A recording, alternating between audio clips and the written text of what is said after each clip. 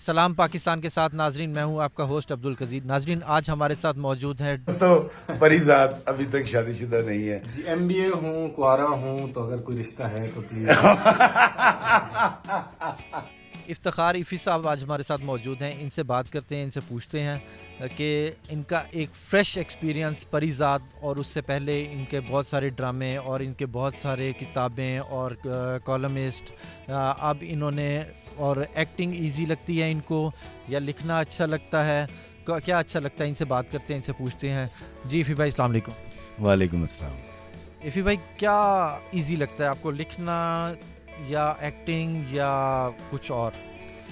देखिए कदीर, मैं तो आया था एक्टर बनने और मुझे बड़ा खुद नुमाई का शौक़ था और मेरा ये मानना है कि फ़नून लतीफ़ा या ऐसी फील्ड के अंदर हमेशा वो लोग ज़्यादा आते हैं जिनको खुद नुमाई का शौक़ होता है। मुझे भी था, मैं जब जवान था, 30 साल पुरानी बात है, तो आया मैं एक्टिंग करने था, लेकिन 10 साल जब एक्टिंग नहीं मिली और उससे घर नहीं चला और नौबत फाको तक आ गई, तो ये उन दिनों की बात है जब बाबा जी इशफाक साहब से मेरी शनासी हो चुकी थी और उनकी छत्र छाया में रहते थे, तो उन्होंने लिखने की तरफ राग़िब किया कि इफ्तिखार इफ़ी लिखा कर। तो जब लिखा और लिखा हुआ बिका तो इतने ज़्यादा पैसे आए कि मैं कहा यार फील्ड तो ये है, मतलब यहाँ रह के एक्टिंग करके भूखे मरने से। तो एक बड़ा कड़ा वक्त था जब मैंने अपने आप से सवाल किया था कि मेरा घर ज़रूरी है या मेरा शौक़? तो जवाब आया कि घर। तो घर तो फिर लिखने से चलता है, तो मैं इसलिए ड्रामा राइटिंग की तरफ आ गया। अच्छा इफ़ी भाई, राइटिंग की टेक्निक्स कोई हैं, कोई बताएंगे थोड़ी सी? देखें जी, इसके ऊपर तो पूरी सेशंस हो सकते हैं और घंटों की और मैराथन डिस्कशंस हो सकती हैं। राइटिंग के लिए सिर्फ एक सीधा असूल मैं बता देता हूँ जो लोग देख रहे हैं, और वो ये है कि अगर तुम लिखना चाहते हो तो पहले पढ़ो। अच्छा इफ़ी भाई, राइटिंग में आपने कितनी किताबें अब तक लिख चुके हैं? अभी तक बुक्स तो मेरी 2 हैं। एक चिकड़ छोले है जो कि सूफीज़म पर है और इंग्लिश और उर्दू दोनों वर्जन जो है वो एक ही किताब में, एक जिल्द में है, और दूसरी किताब मेरी है यूके यात्रा। वो सफ़रनामा है आपका? हाँ, सफ़रनामा है वो। तो अभी तक 2 हैं, तीसरी मेरी अब आ रही है इंशाल्लाह। मैं मार्च में दोबारा तीसरी बार लेके जा रहा हूँ यूके, क्योंकि इससे पहले मेरी दोनों किताबें यूके से रिलीज़ हुई हैं। अच्छा, किस में लिखने का ज़्यादा मज़ा आया, सफ़रनामा या वो चिकड़ छोले? नहीं, मुझे तो सिर्फ लिखने में मज़ा आता है और मैं हर जॉनरा में लिखना चाहता हूँ। वो ड्रामा हो, वो कॉलम हो, वो शायरी हो, वो सफ़रनामा हो, तो मेरे लिए तो लिखना जो है ना वो ज़्यादा मोतबर है। अब लिखवा कुछ भी लें मुझसे। अच्छा इफ़ी भाई, आज इसके अलावा आपने एक ड्रामा भी लिखा नागन, उसका रिस्पॉन्स कैसा आया? जी, नागन चला था जियो कहानी पे और नो डाउट वो बहुत मशहूर हुआ और उसको लोगों ने बहुत पसंद किया। उसकी 250 एपिसोड थी, 1 घंटे वाली। लेकिन मुझसे अगर पूछे तो मुझे उतरेगा अपना कोई खिज़र जो A+ पे चला था, रमज़ान सीरीज़ थी कुरानी आयात पर, वो, और बहनें ऐसी भी होती हैं एयरवाई ज़िंदगी पर। तो मुझे इन 2 का ज़्यादा मज़ा आया था, बाकी तो मैं लिखता रहता हूँ और चलता रहता है। अच्छा, अब थोड़ा सा पोइट्री की तरफ आएँ। पोइट्री आपकी बड़ी मशहूर हुई है हर जगह पे, जहाँ देखते हैं कभी टिकटॉक पे चल रही है, कभी यूट्यूब पे चल रही है, कभी फेसबुक पे चल रही है, कहाँ कहाँ हर जगह पे आपकी पोइट्री मशहूर हुई है। कौन सी पोइट्री इतनी ज़्यादा मशहूर हुई है? पहले तो 2 साल पहले हुई थी और अब फिर दोबारा आके हुई है। वो थी मैं लोगों से मोहब्बत में अनाएँ छोड़ देता हूँ, वफ़ाएँ याद रखता हूँ, जफ़ाएँ छोड़ देता हूँ। लेकिन उससे भी ज़्यादा जो अब आके हिट हो गई वो है किसी बशर में हज़ार खामी, अगर जो देखो तो चुप ही रहना। किसी बशर का जो राज पाओ या ऐब देखो तो चुप ही रहना। अच्छा, को हम कौन सी पोइट्री ज़्यादा, दोनों 1 बाय 1 कौन सी पहले सुनाएंगे? मैं किसी बशर में सुनाना चाहूँगा। बिल्कुल, बिस्मिल्लाह। वो ये है कि किसी बशर में हज़ार खामी, अगर जो देखो तो चुप ही रहना। किसी बशर का जो राज पाओ या ऐब देखो तो चुप ही रहना। अगर मनादी को लोग आएं, तुम्हें कुरेदें, तुम्हें मनाएं, तुम्हारी हस्ती के गीत गाएं, तुम्हें कहें कि बशर में देखी बुराइयों को बयान कर दो तो चुप ही रहना। जवाज़ ये है, दलील ये है, ज़ईफ़ लम्हों की लग़ज़िशों को, हराम नातों की कुर्बतों को, हमारी सारी खबासतों को, हमारी सारी हिमाकतों को वो जानता है, वो देखता है, मगर वो चुप है। अगर वो चुप है तो मेरी मानो वो कह रहा है कि चुप ही रहना। ज़बरदस्त। अच्छा, और एक और पोइट्री भी आपकी बड़ी वो मशहूर हुई थी। जी हाँ, वो है कि मैं लोगों से मोहब्बत में अनाएं छोड़ देता हूँ, वफ़ाएं याद रखता हूँ, जफ़ाएं छोड़ देता हूँ, खुले रखता हूँ दिल के रास्ते नाराज़ लोगों पे, मैं वापस आने वालों की ख़ताएं छोड़ देता हूँ, और मैं सब लोगों से मिलता हूँ, अदब से बात करता हूँ, ये शोहरत और बुलंदी की हवाएं छोड़ देता हूँ, और तकब्बुर शोर करता है करो तजलील लोगों की, तकब्बुर शोर करता है करो तजलील लोगों की, मैं अपने नफ्स की सारी सदाएं छोड़ देता हूँ। और आखिरी शेर है कि कोई दिल को दुखाए मुस्कुरा के बात करता हूँ, कोई दिल को दुखाए मुस्कुरा के बात करता हूँ, नबी को याद रखता हूँ, ख़ताएं छोड़ देता हूँ, मैं लोगों से मोहब्बत में अनाएं छोड़ देता हूँ, वफ़ाएं याद रखता हूँ, जफ़ाएं छोड़ देता हूँ। बहुत ज़बरदस्त।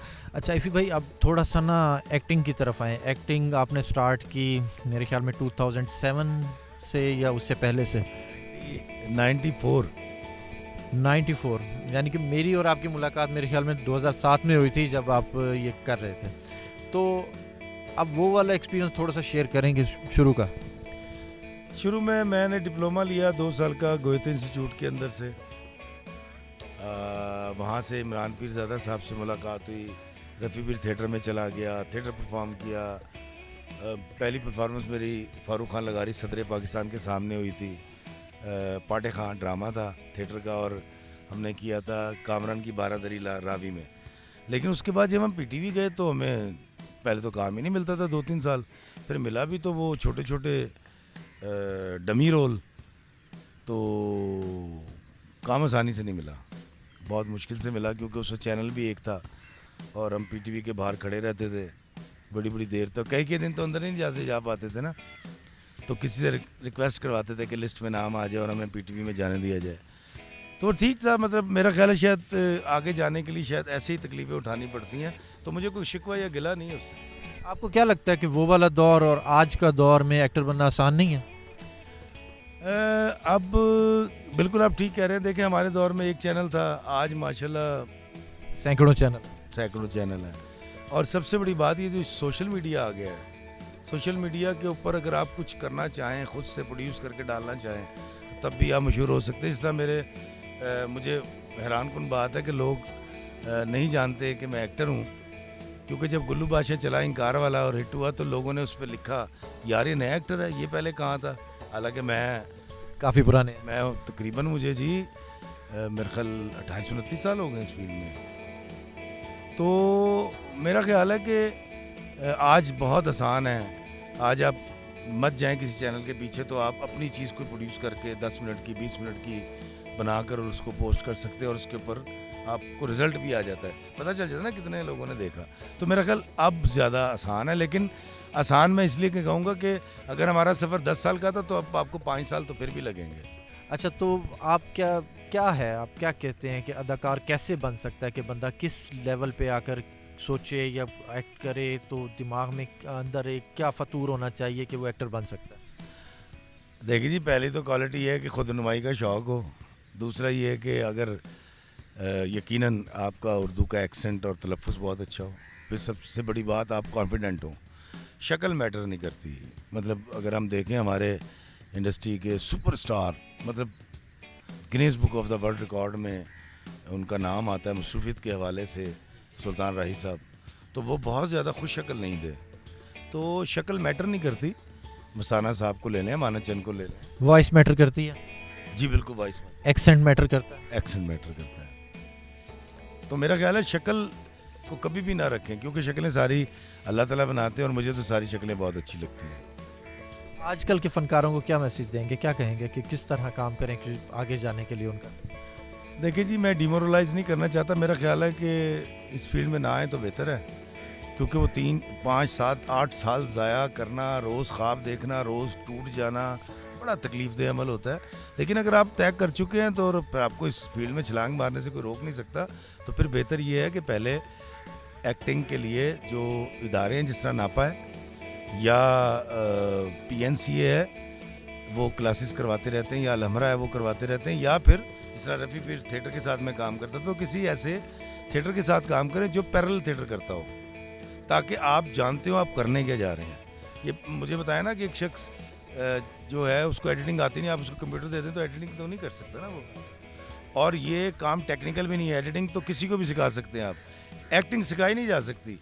वो जो उस्ताद है जहाँ आप जाएंगे वो आपको बताएगा पॉज क्या होता है, स्ट्रेस क्या होता है, वॉइस वेरिएशन क्या होती है, क्या कहते हैं, मूव क्या होती है। लेकिन टैलेंट आपके अंदर होगा। अगर आप में टैलेंट नहीं है, और टैलेंट के लिए मैं आपको बड़ा सीधा से असूल बता देता हूँ जी, आप सम के ऊपर अगर ताली बजा सकते हैं बीट के ऊपर, और अगर आप बीट पे थिरक सकते हैं, तो फिर आप एक्टिंग कर सकते हैं। ये मेरा मानना है। फनकार अंदर से आना चाहिए, अंदर का फनकार। नहीं सर, जो बेलैवा है ना, जिसमें लय नहीं है, वो एक्टिंग नहीं कर सकता। तो जो बच्चा बीट के ऊपर ताली बजा सकता है, बीट के ऊपर थिरक सकता है, पैर उठा सकता है, वो एक्टिंग कर सकता है। और जो बेलैवा है वो जो मर्जी कर रहे वो एक्टिंग नहीं कर सकता। अच्छा, अब ये तो हो गया आपका उसका वो। अब मुझे ये बताएं कि कभी कोई ऐसा आपको रोल मिला हो, फिर वो आपने ना किया हो, और उसके बाद आपने सोचा हो कि यार ये रोल मुझे करना चाहिए था, मैंने इससे इनकार क्यों किया? नहीं जी, पहली तो बात यह है कि मेरी ज़िंदगी में अभी मैं इतना बड़ा एक्टर नहीं हूँ, मुझे कभी ऐसा नहीं हुआ कि मैं इनकार करूँ। मुझे काम ही बहुत कम मिलता है एज एन एक्टर। अब तो खैर अल्हम्दुलिल्लाह 4 साल से राइटिंग का भी काम उस तरह से पाकिस्तान में नहीं, क्योंकि 57, 52, 55 घंटे की जो ट्रांसमिशन थी वो आ गई हैं 20-22 घंटे पे। तो काम तो वैसे भी नहीं रहा माशाल्लाह। लिखने वाले तो बहुत सारे मेरी तरह के फारिग बैठे हुए हैं 4 साल से तकरीबन। एक्टिंग में मुझे अब आगे काम मिलना शुरू हुआ है, तो मैंने जिस तरह गुल्लू बादशाह की वजह से काशिफ ने ही कास्ट किया, फिर वो जो था बाबा रांझा, और अब परीज़ात में मैंने किया है। परीज़ात का एक्सपीरियंस हमारे से शो करें, किस तरह आपको ऑफ़र आई, क्या आपने सोचा कि यार ये रोल जो सा है मेरा, इसका थोड़ा सा वो वाला एक्सपीरियंस किया? परीज़ात के लिए मुझे जावेद अवान है, उनकी कॉल आई थी, वो इनके प्रोडक्शन के GM हैं। वो उस वक्त मैं तुर्की का एक ड्रामा लिख रहा था, रमज़ान की बात है, तो मुझे नहीं पता रोल कौन सा था, लेकिन उन्होंने मुझे कहा जी परीज़ात एक ड्रामा आ रहा है, उसमें हम आपको कास्ट करना चाहते हैं। तो मैंने उनसे माजरत की, और काबली पुलाव जो काशिफ निसार का अभी ड्रामा बन चुका आएगा, वो भी मैंने छोड़ा। दोनों ड्रामे मुझे मिले थे। तो जब दोबारा कॉल आई अब आके, तो अब मैं फ्री था, टाइम था मेरे पास, तो मुझे ऐसा लगा कि नहीं यार ज़्यादती है। मैंने उस वक्त भी इनकार कर दिया था, तो मैंने कहा जी मैं करूँगा। तो मुझे ऑफ़र आई, और बड़ी अच्छी ऑफ़र थी। और क्योंकि रोल कोई बड़ा छोटा नहीं होता, एक्टर कोई बड़ा छोटा नहीं होता, हमारी परफॉर्मेंस अच्छी या बुरी होती है। तो कमाली का रोल मुझे ऐसे मिला कि मुझे कॉल आती और मैं उसको उसका आपका इंट्रो का डायलॉग है, वो ज़रा सुना दें। कौन सा वाला? अच्छा हाँ, वो कहता है कि सर मैं आपको बताता हूँ, अब क्या छोटे बड़े नौकरों के मुंह लगेंगे। सर इस ट्रस्ट में पिछले 5 साल से कुछ लोग घर बैठकर तनख्वाहें खा रहे हैं। अब कुछ अरसे के बाद एक लिस्ट बनेगी जिसमें उन तमाम को फारिग कर दिया जाएगा। तो ऐसा करके देखता है और कहता है कि उन घर बैठ के तनख्वाहें लेने वालों में तुम भी शामिल हो। तो वो बड़ा इस मीम बन रही है, बड़ा हिट हुआ। अच्छा, और वो दूसरा वो जैसा इंट्रो था आपका कि आपने अपना तारुफ करवाया था, वो थोड़ा सा। अस्सलाम वालेकुम सर।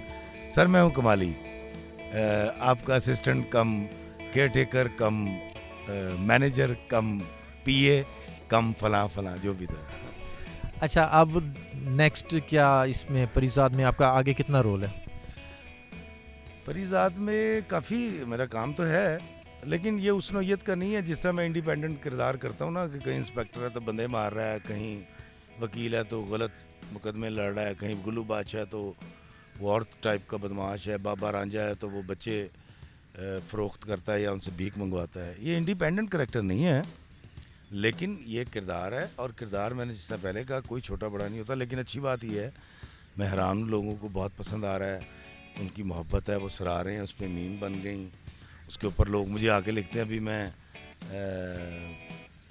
मार्केट में था, वहाँ एक खातून आई और मुझे आके कहती हैं अस्सलाम वालेकुम। मैं कहा जी वालेकुम सलाम। कहती 5 साल जो तनख्वाहें खाई हैं उसमें से हमें भी कुछ दे दें। मैंने कहा अच्छा जी। तो मतलब इस तरह की चीज़ें हो रही हैं।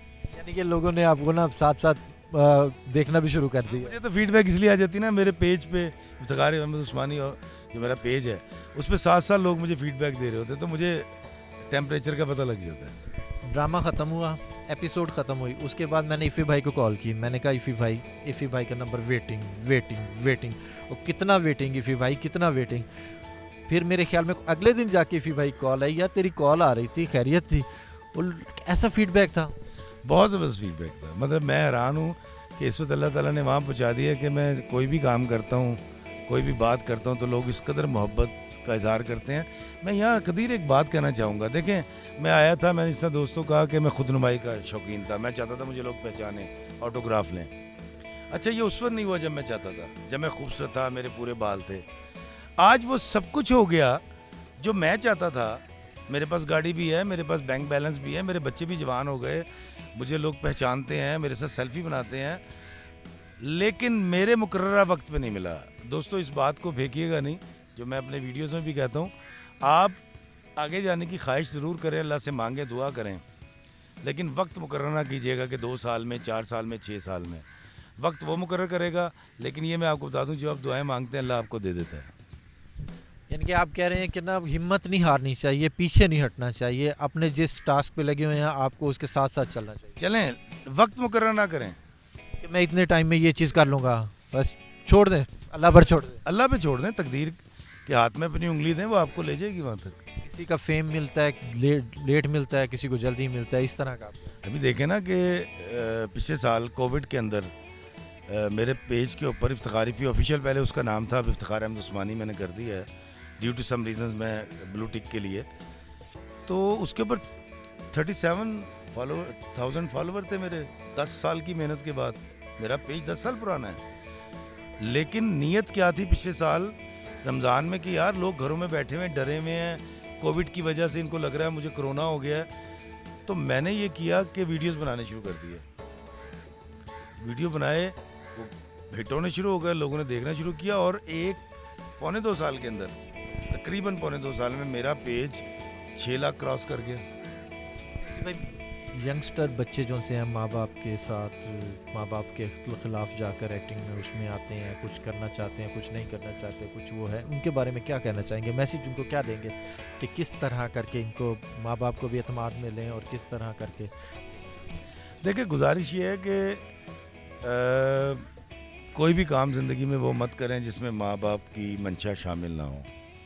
लेकिन चूँकि हमारे माँ बाप हमसे 20-25 साल बड़े होते हैं, और उन्होंने वो दौर आज का नहीं देखा होता, उनको ट्रेंड्स का नहीं पता, उनको आज की रेटिंग का नहीं पता। तो अगर आप कोई ऐसा काम करना चाह रहे हैं, इसमें एक्टिंग है या कोई भी काम है, और आज का है, या आपके माँ बाप उसको अंडरस्टैंड नहीं कर पा रहे, तो कोशिश कीजिए कि आप अपने माँ बाप को मना सकें, समझा सकें, मोहब्बत, एहतराम और रिक्वेस्ट के साथ। अगर वो नहीं मानते तो मत करें, ज़रूरी थोड़ी आपने एक्टिंग में आना है। मैं आपको बताता हूँ कि इस उम्र में भी आज भी मेरा बाप या मेरी माँ मुझे अगर मना कर दे, मिसाल के तौर पे भी पिछले साल मैं दोस्तों के साथ मरी जा रहा था, और हमने सुबह 6 बजे निकलना था, तो मैं फजर की नमाज़ पढ़ने के बाद नीचे आया, अब्बा जी को सलाम किया, अम्मी को किया। अम्मी के कान में मैंने कहा कि वो मैं मरी जा रहा हूँ। कहती चुप करके निकल जा, तेरे अब्बा रोक लेंगे। तो अब्बा बोले, कहते कहाँ जा रहा है? अब मेरे दोस्त मेरे घर के बाहर खड़े हुए, 3 दोस्त जिन्होंने मेरे साथ जाना है मेरी गाड़ी पे, और मैंने कहा अब्बा जी मैं मरी जा रहा हूँ। कहते दफ़ा हो जा अंदर, कोई नहीं मरी जाना, वहाँ बर्फ़बारी हो रही है और गाड़ियाँ स्लिप हो रही हैं। तो मैं नहीं गया था, और मैंने अपने दोस्तों को कोई बहाना नहीं किया। मैं बाहर आया, मैंने कहा यार दोस्तों, मेरे अब्बा ने मुझे मना कर दिया है, तो मैं तो नहीं जा रहा। वो स्टॉनिश कि यार क्या मतलब? मैंने कहा यार अब्बा, फिसा तुसी अब्बे दी गल मनदे? मैं कहा मेरा अब्बा मैनू कहे ना कि छलांग ला दे, तो मैं खूह च छलांग ला दूंगा। तो अपने माँ बाप को राज़ी रखिए। जब अपने माँ बाप को राज़ी रखते हैं तो आपका अल्लाह आपसे राज़ी रहता है। अच्छा इफ़ी भाई, परिजात पे फिर दोबारा से आते हैं कि यार वो जो परिजात का हीरो है परिजात, उसने इस बार कमाल एक्टिंग कर दिया। उसके साथ मैं कहता हूँ कि कोई लेवल का बंदा नहीं रहा यंगस्टर में। तो वो उसका एक्सपीरियंस कैसा रहा उसके साथ काम करने में? देखिए जी, अहमद अली अकबर एक नहायत सीजन, एक बड़ा सुलझा हुआ और एक बड़ा ताबेदार और ओबीडियंट नौजवान है। मेरी उससे पहली मुलाकात थी और मैं गया, आज मैंने एक वीडियो भी लगाया, वो देखिएगा आप। He is very nice person, बड़ा हम्बल, बड़ा प्यारा, बड़ी मोहब्बत करने वाला। और वो बोर्न एक्टर है, पैदाइशी एक्टर है। वो एक्टिंग नहीं करता, ऐसा लगता है बिहेव कर रहा है। तो परिजात बिहेव करता है, एक्टिंग नहीं करता। फिर आप ये देखें कि उसके जो डायरेक्टर हैं शहजाद काश्मीरी साहब, यार कमाल आदमी है, एक शरीफ आदमी, सोशल मीडिया से दूर, दरवेश सा आदमी है। फिर इसके जो राइटर है आशिम नदीम साहब, he is very nice person, CSP अफसर है माशाल्लाह, CSP ऑफिसर है माशाल्लाह। और सारी टीम बहुत अच्छी है, सारे बहुत अच्छे हैं, आप यकीन कीजिए। अच्छा, इसमें वो हमने देखा, वो आप उससे परिजात के साथ खड़े हैं और आप शादी का पूछ रहे हैं कि MBA किया हुआ, वो क्या सीन था? तो परिजात अभी तक शादीशुदा नहीं है जी। MBA हूँ, कुआरा हूँ, तो अगर कोई रिश्ता है तो प्लीज। नहीं यार, वो ये था, मैं जब पहले दिन गया, वो मैंने पोस्ट तो अब किया आके, क्योंकि परिजात ने दाढ़ी रखनी थी अमीर होने के बाद, तो वो गेटअप एक्सपोज नहीं करना था। तो मैं जब सितंबर में शूट पे गया था इसकी इस्लामाबाद, तो वहाँ पहला दिन था शूट का, और मैंने लोगों को दिखाया कि हम किस तरह शूट कर रहे हैं। जब होती है ब्रेक, उसमें कोई नमाज़ पढ़ रहे हैं डायरेक्टर साहब, बाकी ब्लेड खेल रहे हैं, स्नोकर। तो मैं जब वहाँ गया तो परिजात कमरे में था, और मैंने परिजात से बात की, अहमद से मेरी पहली मुलाकात थी अहमद से। तो मैंने उससे पूछा, मैं कहा अहमद, लोग जानना चाहेंगे आपकी तालीम क्या है? तो उसने कहा MBA। तो मैंने कहा शादीशुदा है? उसने कहा नहीं।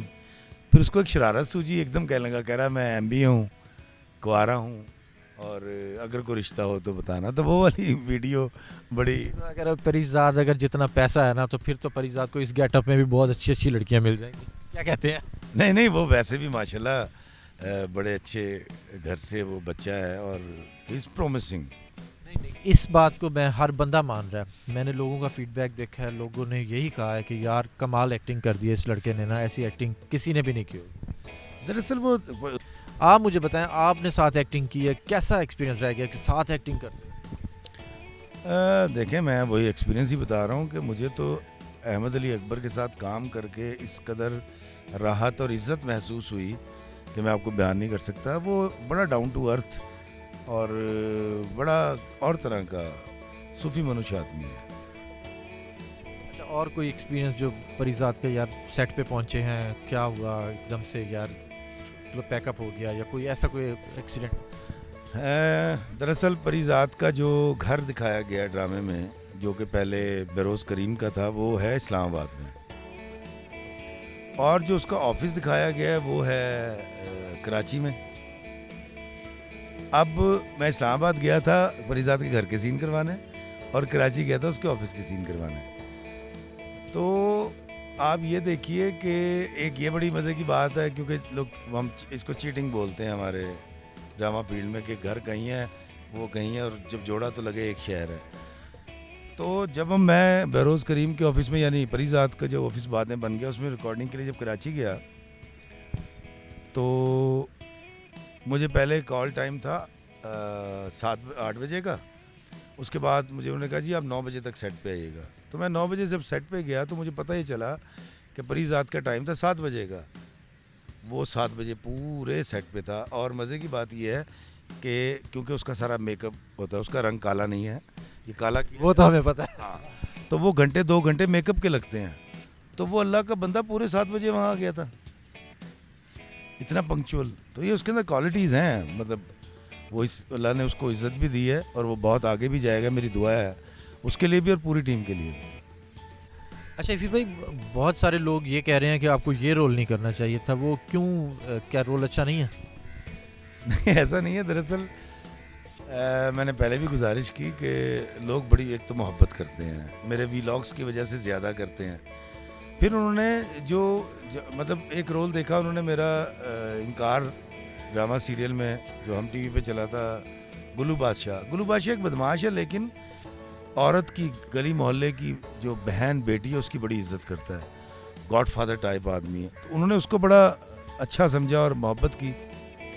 फिर दूसरा रोल जो आया वो था तो बच्चों को अगवा करके उनसे भीख मंगवाता है और चोरियां करवाता है, लेकिन वो बाबा रांझा वो भी बड़े बड़े मज़े का रोल था, गेटअप, और वो गाने गाता है और शायरी करता है जालिम सा। तो उनको आदत है मुझे इनफरादी लो रोल में देखने की, लेकिन बहसियत एक्टर मेरे लिए करेक्टर है। मैं ट्रेंड एक्टर हूँ, देखने वाले जो है वो शायद हमारी ट्रेनिंग को नहीं जानते, ये उनकी सिर्फ मोहब्बत है।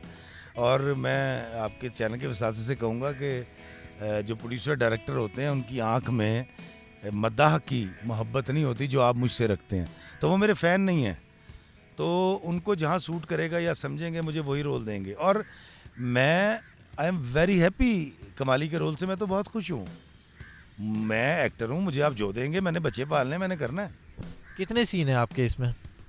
सीन तो काफ़ी है, मतलब सीन, यानी कि आप परिजात के साथ साथ ही रहते हैं टोटली? मतलब ये जो एतराज़ आ रहा है ना कि जी इफ़ी साहब उसके पीए या असिस्टेंट हैं, इनको कोई और रोल लेना चाहिए था, मैं उसके हवाले से बात करूं कि मैं तो बड़ा खुश हूँ, अल्हम्दुलिल्लाह अल्लाह ने मुझे काम दिया। अम्मी जान कहती थी कोई कोई धंधा छोटा नहीं होता है। हाय यार, मैं आपको मज़े की बात आता हूँ परिजात के हवाले से। मैं जिस दिन शूट पे गया हूँ इस्लामाबाद, तो मैं जब सुबह शूट पे जाने लगा तो मैंने कॉल की अपनी अम्मा को, मैंने कहा अम्मा जी दुआ कीजिएगा, आज पहली शूट है परिजात की। मुझे कह रही वो कराची पहुँच गया है। तो मैंने कहा अम्मी कौन? कहती परिजात।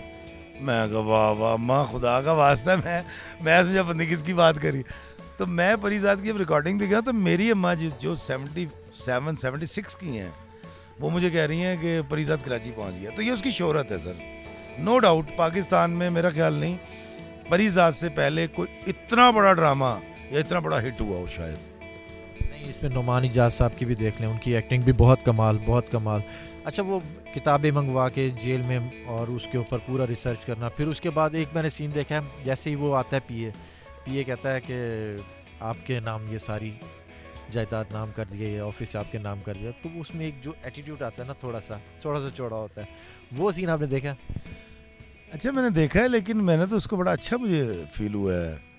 और दरअसल वो चौड़ा होना नहीं था मेरा ख्याल, शायद वो रिस्पॉन्सिबिलिटी आने के बाद जो एक अटेंशन आती शायद वो थी जिम्मेदारी, यानी कि जिम्मेदारी वाली अटेंशन। हाँ वो जिम्मेदारी वाली थी। क्योंकि देखें अभी तक परिजात का जो करैक्टर है, आप गौर करें, वो दयालु आदमी है, देने वाला है, रहम करने वाला है, मोहब्बत करने वाला है। मतलब पहले ही एपिसोड में जब मुझे कहता है कि जी वो बनवाएं वाला फ्लैट खरीदें, तो उसी एपिसोड के वाइंड अप के ऊपर वो फ्लैट अपने दोस्त को देने के लिए जाता है। गैर सिक्योरिटी के ऊपर आप पहुँच के, गाड़ियों की भीड़ नहीं चाहिए मुझे, नहीं चाहिए, हाँ। तो मेरा ख्याल है कि ये इस ड्रामे की सबसे खूबसूरत बात है, और क्रेडिट गोज़ टू हम टीवी और मोमना दुरैद और शहजाद कश्मीरी साहब और कैमरा मैन, पूरी टीम, और ख़ास तौर पे हाशिम नदीम के सास बहू और वो जो रिश्तों में ख़यानत वाले ड्रामे होते हैं, ये वो नहीं है।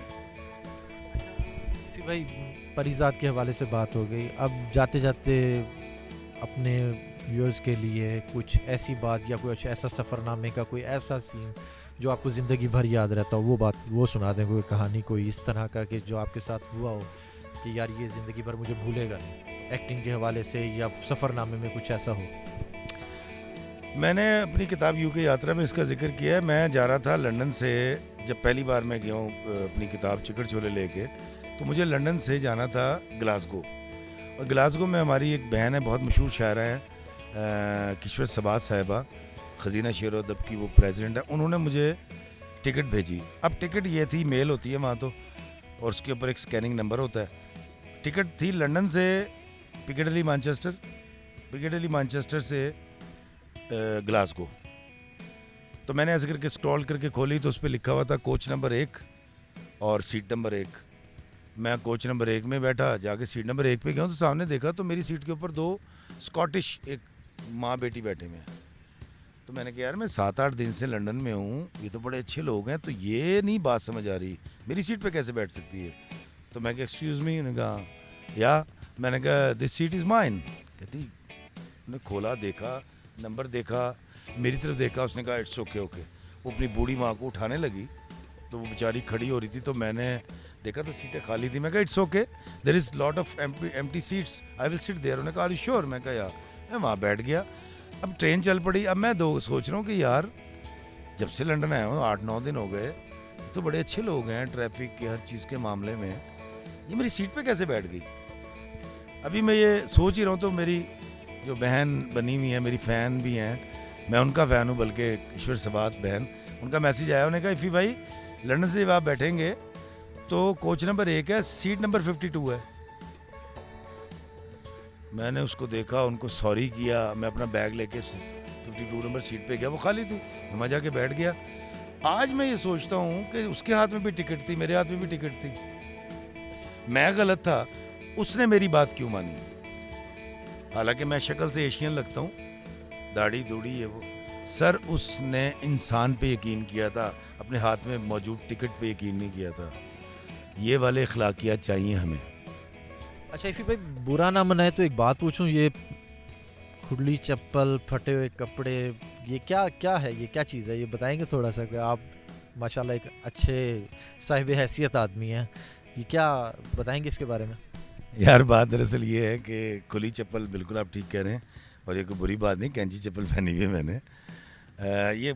ये मेरा कपड़ा खोंच लग के ना उससे फट गया था दरवाजे से। तो दरअसल कदीर याद रखिएगा, कपड़े फटे हुए हों कोई फ़र्क नहीं पड़ता, आपके अखलाक का, आपके किरदार का दामन चाक ना हो।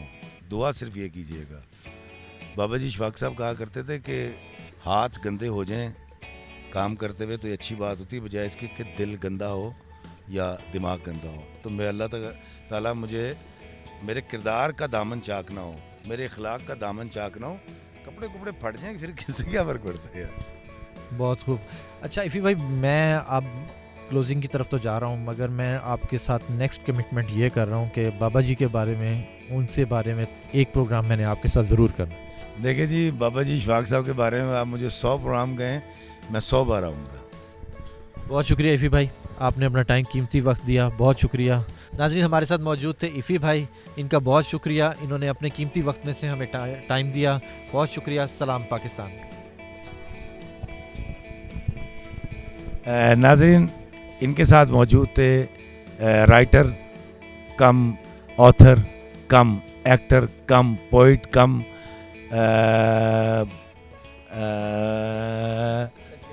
नहीं कॉलमिस्ट। तो दोस्तों बहुत शुक्रिया आपका, ख़ास तौर पे मेरे भाई का।